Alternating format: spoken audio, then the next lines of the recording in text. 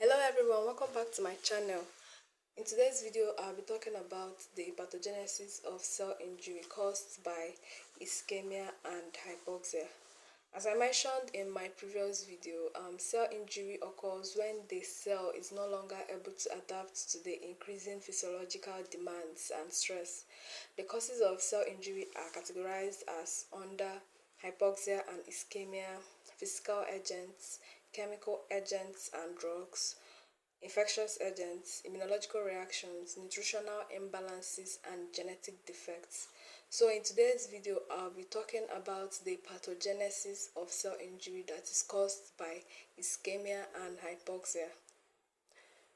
Pathogenesis means the progressive development of a disease process. Cell injury occurs due to inability of the cell to adapt or when adaptation is no longer possible. Ischemia refers to loss of blood supply due to obstructed arterial flow or reduced venous drainage in a tissue.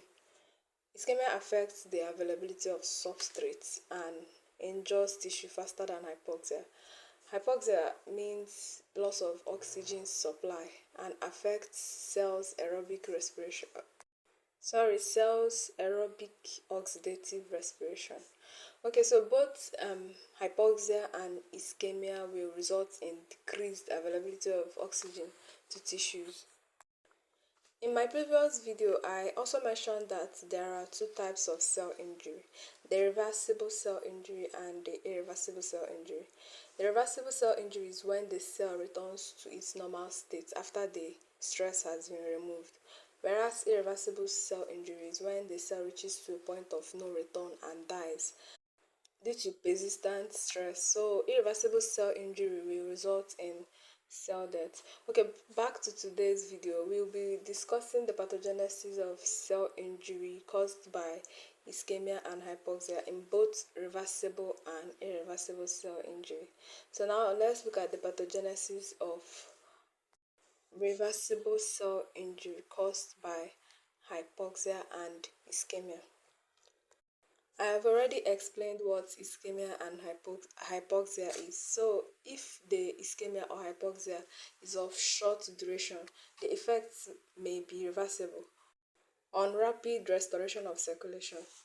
The sequential biochemical changes in reversible cell injury are as follows. The first one is decreased ATP synthesis, followed by intracellular lactic acidosis, damage to plasma membrane pumps, and reduced protein synthesis. Ischemia and hypoxia causes decreased ATP generation in the mitochondrion of the cell, and as we all know, ATP is essentially required for a variety of cellular functions such as membrane transport, protein synthesis, lipid synthesis, and so on. So due to the low oxygen supply, the aerobic respiration falls, and it is followed by switch to anaerobic glycolytic pathway in order to maintain the cell's energy. This now will result in depletion of glycogen and accumulation of lactic acid, lowering the intracellular pH. So the low intracellular pH results in clumping of nuclear chromatin. The low intracellular pH means that the intracellular pH is now acidic. This acidic nature of the intracellular space will now result in the clumping of the nuclear chromatin. Also, decrease in ATP will result in decreased sodium pump activity, which maintains sodium at a higher concentration outside the cell than inside and keeps potassium concentration higher in the cell than outside. And so there will be accumulation of sodium inside the cell and diffusion of potassium outside the cell. As the level of sodium within the cell increases, the intracellular osmotic pressure also increases, and the extracellular osmotic pressure reduces, and as such, water starts to enter into the cell and produces acute cellular swelling.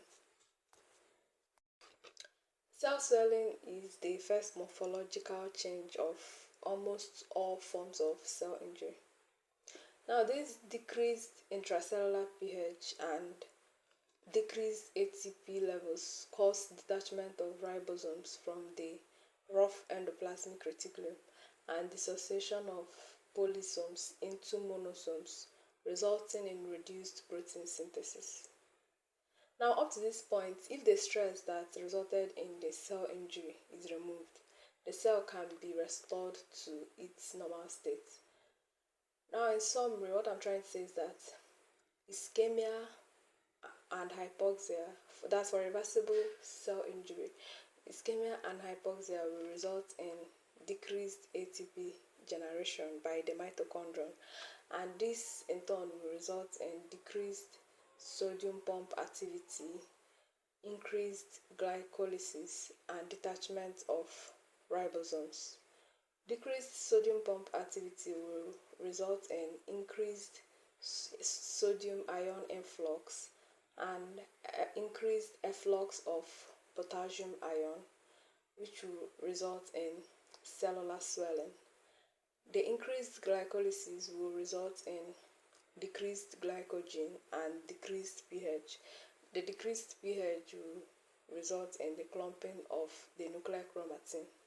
Detachment of ribosomes will result in decreased protein synthesis. And that is it for the pathogenesis of reversible cell injury caused by ischemia and hypoxia. Now, for the pathogenesis of irreversible cell injury caused by ischemia and hypoxia. Persistent ischemia or hypoxia will result to a stage at which the cell reaches to a point of no return and dies. That cell death will occur. The sequence of events is a continuation of the reversible injured cell.